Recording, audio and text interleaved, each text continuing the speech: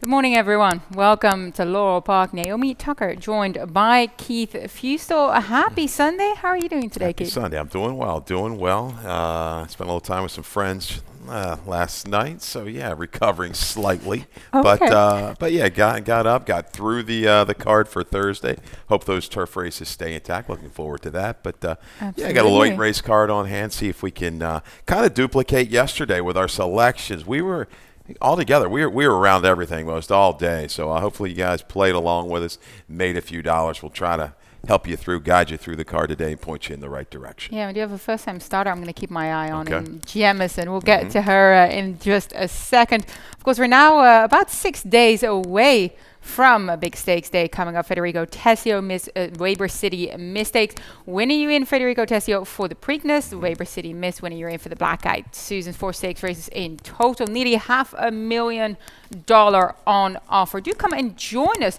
Always fun times on those big days. Tend to have quite the crowd. Yes. Yeah, good vibe here at Laurel Park. Absolutely. Weather going to start heating up, so get everybody outside on the apron to catch the live action. Big card there. You're right. 450,000 in purses, leading into some substantial stakes down the road, not too far away on Preakness weekend. So yeah, looking forward to that. We'll draw those entries Wednesday for Saturday.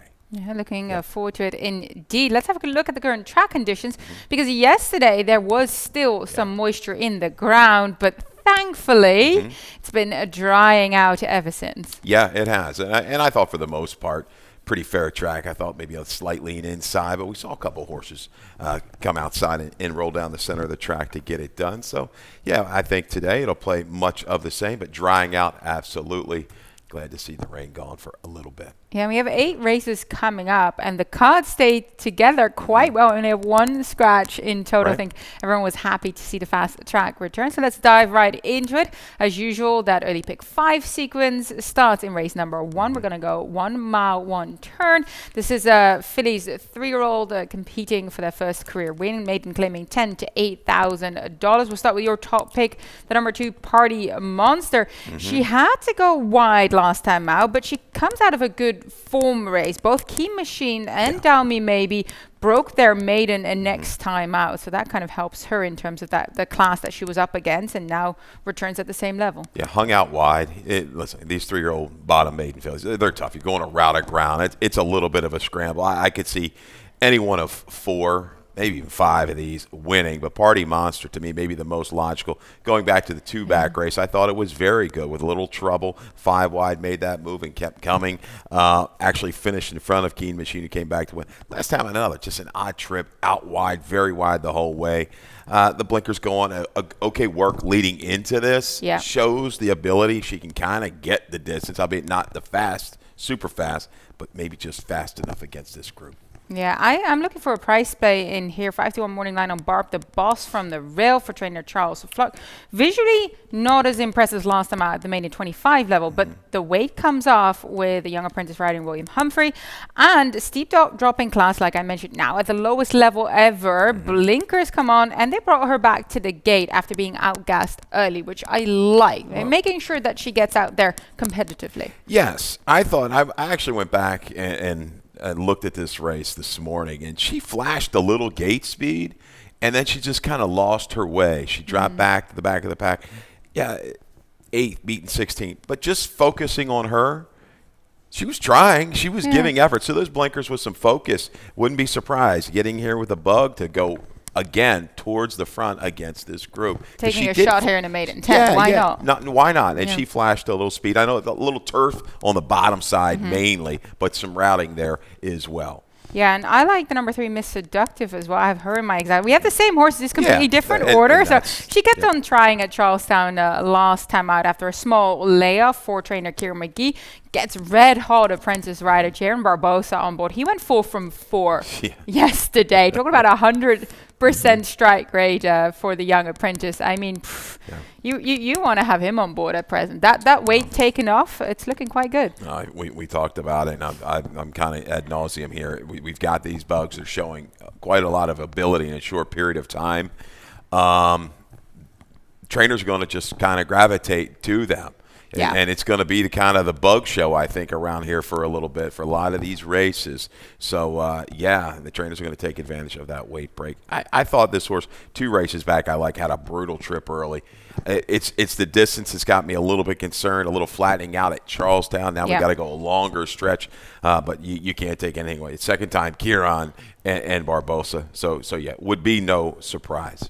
Yeah, and as we move on to race number 2, we start the early pick 4. How do you see the sequence playing out today?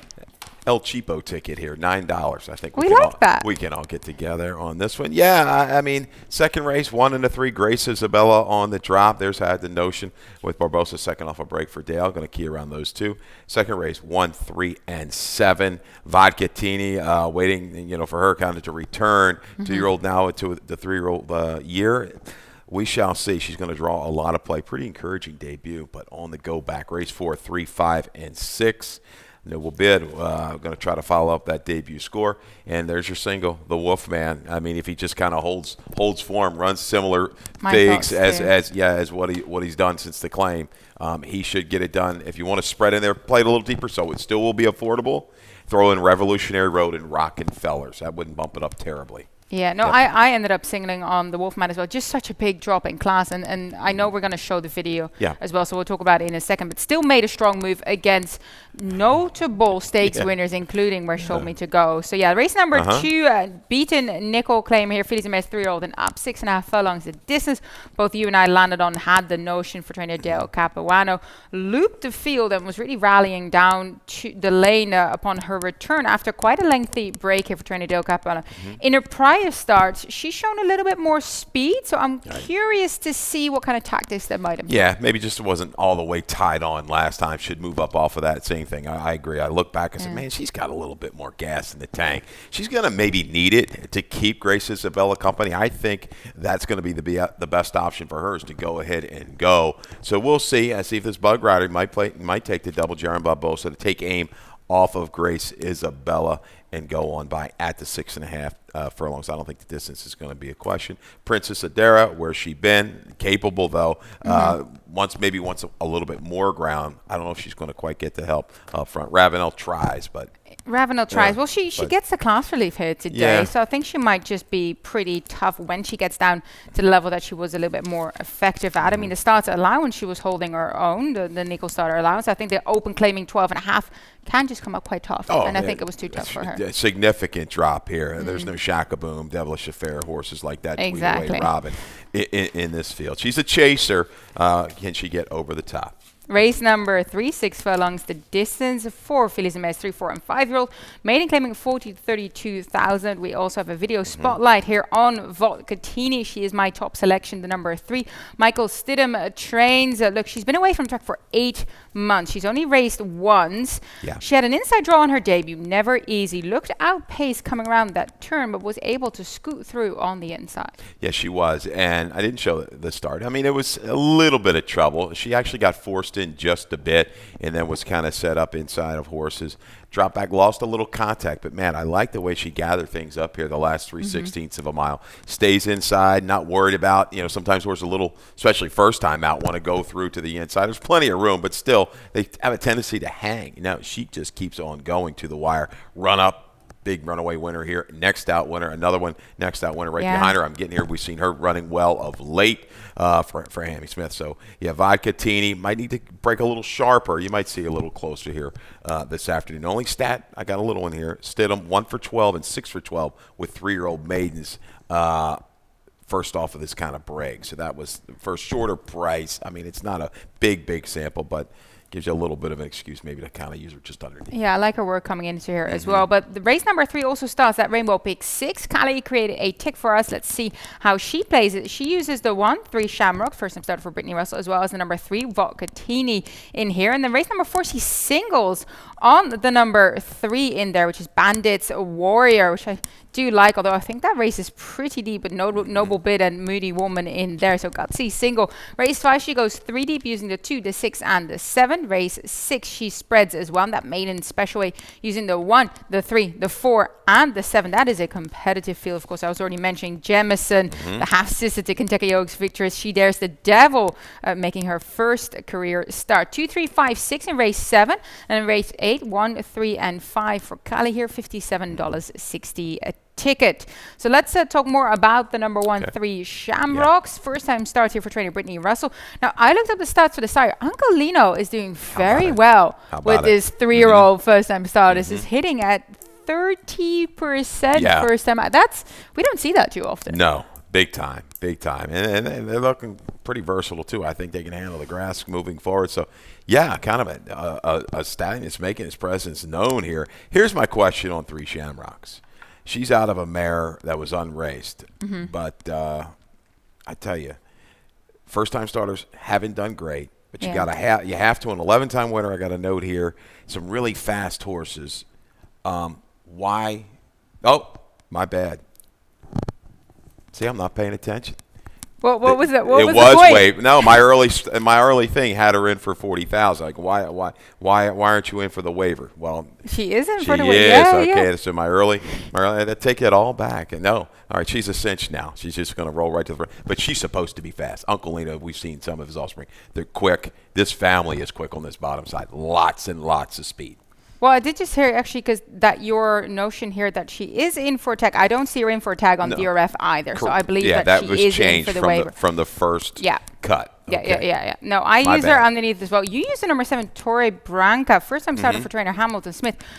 Bit more of a turf pedigree, though. A Gio Ponte 7-time grade 1 turf winner. Dam's only win came going along on the main track. She ran on the turf as well.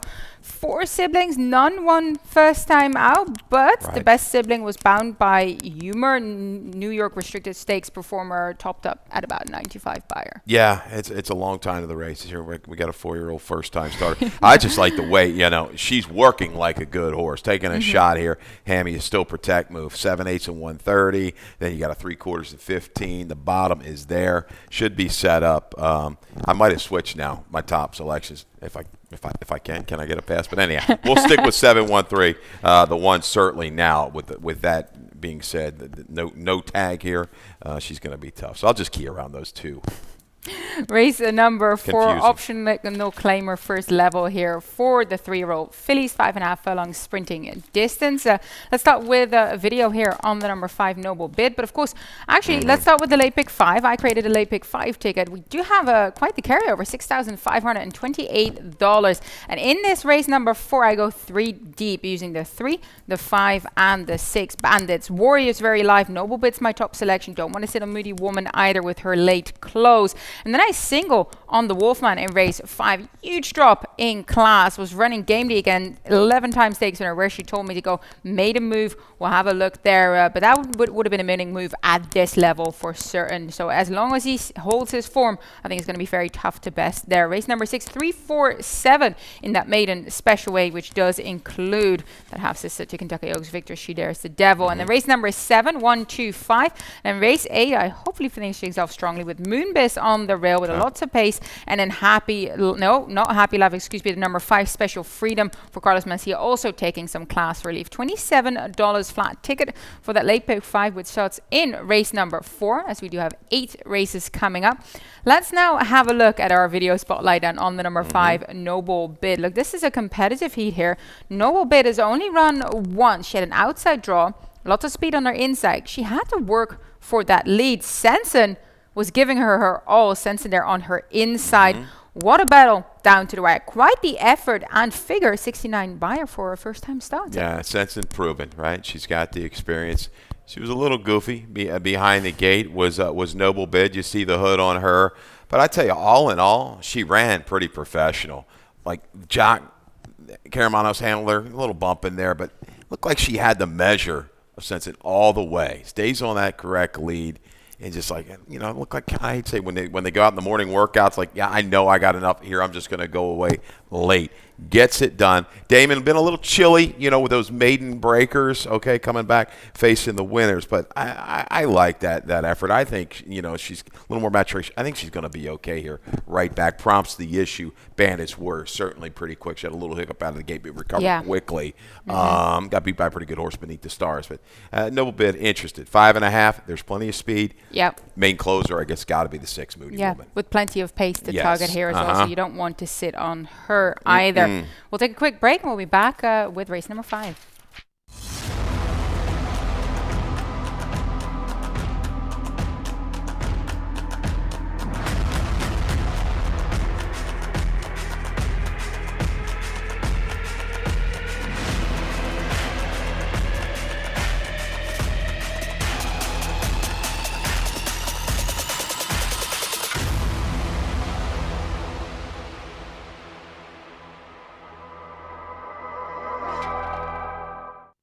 Race number 5 is a nickel starter for 3-year-olds and up, 5.5 furlongs of sprinting distance here. Keith and I have a bit of a pressure here on the number 7. Yes. We both singled him in our sequences. That is the Wolfman. Let's look back at his last race, which was against a fair bit tougher than what he will have to face today. That was in a Not for Love stakes. That was a field full of stakes winner. He made quite an eye-catching move, though. You can see that where she told me to go is moving up there with him. The Wolfman on his inside. Look, he's trying to go with him. I guess the 11-time stakes winner where she told me to go. Just a bit too tough for him. Yeah, and he did just ever so slightly. The briefest of steadies there near the 5/16, but just the ability to kind of match strides for a while with a horse like that. And he does not give up much ground from the top of the stretch home. So he's giving effort. Was it a reach? Yeah, it was a little bit of a reach, no doubt. But he comes back here. You got a horse you lane for the 5, and you find a little spot with these starter races. They can just kind of tear off win after win after win. He might be set up perfectly to start his streak today. Yeah, I agree with you. I use Rockenfeller's in 3rd. You have him in 2nd here as well. Just a tough runner that keeps performing, very consistent. A little bit of a hiccup, I guess, last time out when going the 7 furlongs where he just couldn't see it out. Of course, perhaps that 5.5 furlongs is much more in his wheelhouse. Yeah, I think he's fine. Outside draw, hopefully last in, first out. He's got speed. He's got a lot of speed. I think he can handle the pressure. He held well after early adversity last time, so he's going to hang around. Horse that scares me is the one, Revolutionary Road. Talked to Willard, my partner, this morning. I was like, hey, you like Revolutionary Road a little bit. He was way too keen last time out, and you go back just 2 races on this page, a good effort when hung wide to make a move into it. You're going to see, I would think, let's hope, rating tactics by Carujo today to get this horse to just sit off the pace. He should draft perfect position, shouldn't lose much ground at all around the turn, and then make that decision from the quarter pole. Yeah, I use the Parks Invader here, Franz Warrior, who looks to be the fastest early in the field on paper. Anyway, does have Revolutionary Road on his inside, like you mentioned. But on the speed figure, it looks that Franz Warrior could outbreak him early. Now we're going 5.5 furlongs. You got to love using a speed horse, right? Absolutely. And he handled pressure pretty well last time, first off the claim. And if Rockefeller's, who sometimes has a little bit of a hiccups sometimes out of the gate. This guy's going to be on the engine, I would think, here with Hernandez. Yep. So move on to race number 6. It's a maiden special weight event, 6 furlongs of distance for 3, 4, and 5-year-olds. So a couple of older maidens in here. But look, I had a tough time. I started with Heaven's Got Fire on top, ended up switching it to the first-time starter for trainer Brittany Russell. Now she got 2 first-time starters in here, but we have to have a look at Jemison, right? She's now a 4-year-old, so definitely must have meant that they had to take her time with her, but impeccably bred. She's half sister Kentucky Oaks Victor She Dares the Devil. For She Dares the Devil, won on debut as well, sprinting, a 65 buyer. Now, Jemison, plenty of siblings that have also done well early. I like that. 4 starters, 3 of them won first out, and the other one ran 3rd. That's pretty strong. You see it. Got for a price of $150. So that was kind of before, I guess, She Dares stuff doing all of that other good stuff. But, I think a nice draw. She's going to take on the boys. I got to think Brittany knows what she's got here, and she'll be able to handle it first time out. Well, I remember it was not too long ago. You had Michael Trombetta had a filly in the field against the boys, and she bested them as well. So definitely not a bad thing at all. Gets a little bit of a weight break as well with it. Let's talk about some of the others in here. Like I said, Heaven's Got Fire. On paper, you might think it seems like he doesn't particularly love winning, right? This will be his 12th career start. But the way he had his nose in front for a fair bit last time out down the lane makes me think otherwise. And that was a huge figure. Like any first-time starter is going to struggle running a 70-plus buyer first time out. Oh, absolutely. And he's a horse, man. He has been in some battles on the front end. He's coming back now. He's fourth off the break. He is the proven speed. That experience certainly should help him out here today. Might even get the jump on the field showing that speed. So, yeah, he's quick. He really battled hard last time. Eliphas was the big price to get it done. The 4, Mutasalam, intrigues me a little bit. Ran well in debut. They started this horse long. Yeah. Off a break. That was against some good horse. Promise Keeper's a grade 3 winner. Will he have enough to stay close enough to rally into this pace today, but certainly face the right kind? He's quite interesting here. Yeah, first start for the Scott Lake Barn, hasn't been seen since the summer of 2021, and indeed is going to go shorter now, but has been working quite sharply at Parks for this. So yeah, intriguing. So fun race number 6. Race number 7 is a Maryland-bred, Maryland-sired Allowance race, mile and 16 distance here. Let's start with the number 2, Commanding General, who looks to try and take the race by the horns early. Let's look back at his last outing where he had a high draw. That was not helping him at all. Few wanted to lead on his inside as well. He was 4 deep on the pace into the bend. Keeps on eagerly right down to the wire, though. Ran into a tough Treasure Tradition, who had run a game second before that with an 86 buyer coming into that race. So no disgrace really running second. No, he rode the wave of the racetrack. Now can he go ahead and stretch out to a mile and a 16th? A couple tries at a route. He's got a second. He's in really good form. All of a sudden, he's made that kind of jump, 10, 12 better points. You know, you're looking at the buyers of recent note. I think he goes to the front. He is the speed of speed. So Stone Courageous can sometimes flash foot. I think he can control it here. Gets a little weight break with Barbosa, wire to wire for me. Yeah, same here. Now, both of us use Royal Number in our exacta. Look, he was 3rd in the Federico Tassio last year, but kind of fell into a little bit of a dip, has been cycling up and down in terms of his form. I thought his race at Aqueduct 2 starts ago was very strong after a wide trip, not the easiest of going there on that sloppy surface, and now gets around the 2 turns here again, which I always thought was more of his style anyway. Beautiful looking individual, big white-faced markings as well. Yeah, he's just now, I mean, when he makes that move, you're seeing he's just not quite, following through.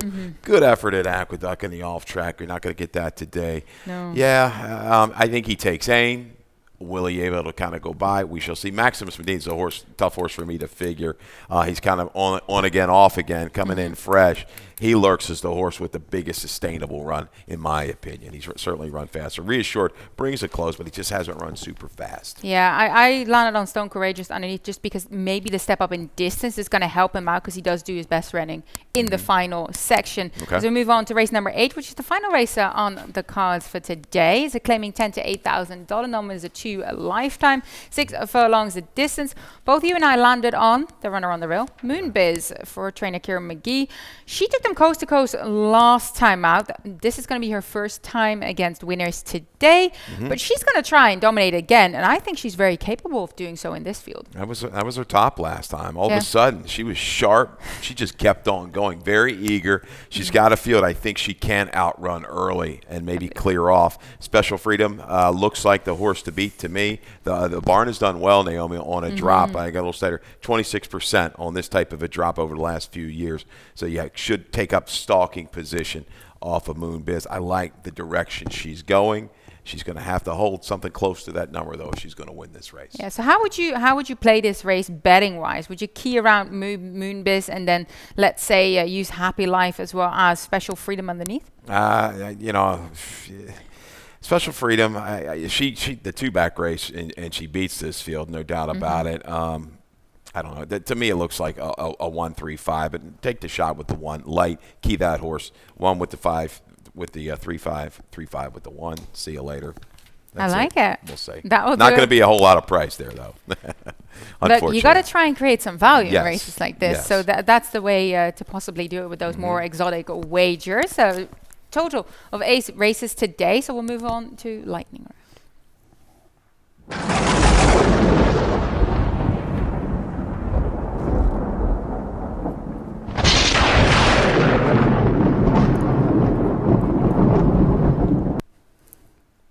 Well, we keep repeating ourselves, but look, young apprentice rider Jaron Barbosa went 4 from 4 yesterday. This is the final race that we're looking at here, the 4th win of the day.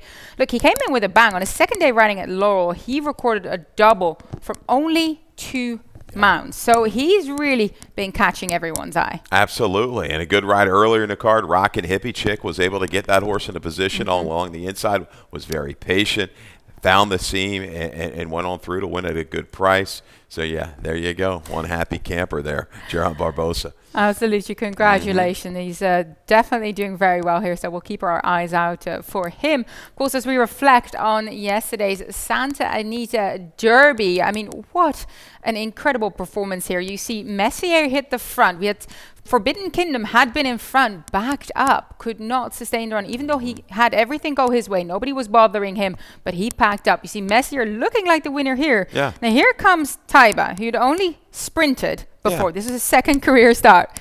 Runs past Messier as if it's nothing. Yeah, steady hand ride to the wire, only off the one race. You know, ran huge that race. I mean, I figured the horse was going to give a good performance, but you think stretching out, the owner was the only one out of the whole group, right, that wanted to run. When reading Jake Brevman's article and such, is like, you know, the trainer's like, I don't know. And the owners said, no, I'm paying the bills here. We're going to run. And it paid off. And, little horse got the better of the big horse, the final 1/8 of a mile. Very, very talented horse. Absolutely. Yeah, got a 103 buyer on when making his debut, and then a 101 here, stretching out for the first time in the Santa Anita Derby. Yep. So yeah, congratulations to Tim Yakteen here, now the trainer, of course, and connections Sedan races, Amir Sedan. Like, clearly very happy with putting this little horse in it, because he looks a bit like a sprinter. Feels like he just got plenty of growing and plenty of filling out still to do. Absolutely. I guess if you spend $1.7 million, you can kind of say, hey, we're going to run here, and you might want to listen. Okay, what do we got next? Yeah, looking ahead towards the turf action, we do have turf action coming back on Thursday. Look how lush that grass is looking. I mean, 2 turf races in total. We have race number 5 starting on the turf, and then race number 7 as well. I mean, I'm looking forward to this, Keith. Like, we've been waiting for this. The turf return is absolutely what we love to do. Full fields again here. I mean, yeah. This is it. This is Q Spring. This is Laurel Park, Maryland Racing back on the turf. I can't wait for all the horses returning here. I mean, they've been training for this and they've been prepping, and here we go. We've had the right kind of weather. Pretty mild for the most part. Had some moisture. I mean, and that green, that's no fake picture. That stuff is popping right now. Looks really, really good. Let's hope kind of the rain stays away, and there's a little chance here leading into Thursday. A couple races on the card. I know. One of those races, 25-2 in life. Optional Brittany getting Russell, start like to 25 as well. 5. I mean, looks awfully strong off of a break. And the other race, a little bit more wide open in there. That was the maiden special weight, I believe, right? Yeah, maiden special weight, going a mile as well. So we've got our work cut out for us. You know, we've got these bigger fields when we get to turf racing, a little trickier to handicap. But again, as a bettor, we like that. We're gonna have a little bit more value headed our way. But talking about value and everything. Late pick 5, don't forget, carryover today, 65-28. How it got to a carryover yesterday, I don't know. $9.20, $6.40, $12.20, $8.11. 5-1 was the highest, and nobody hit it. It's crazy. Didn't have the connect I'm the not dots. sure either. That's crazy. I look back. I do know. Stunning. I was trying to play the late pick 5 at Santa Anita Park, and there was $155 horse in the sequence and ended up paying $39,000. So safe to say I didn't hit it. Yeah. I was trying. That was a very, very competitive sequence. So just talking about late pick 5 sequences, but of course on Santa Anita Derby, everyone's supporting it. Yes, but I know one thing. I'm going to take a shot at our late pick 5 today. You're going to throw 7,000 out there to start. Let's take a shot. Absolutely. All right, that will do it for us this right. morning. Dave Rotman will be next with Scratch and Chains, and then Callie will join me for this afternoon. All righty. Good luck, everybody.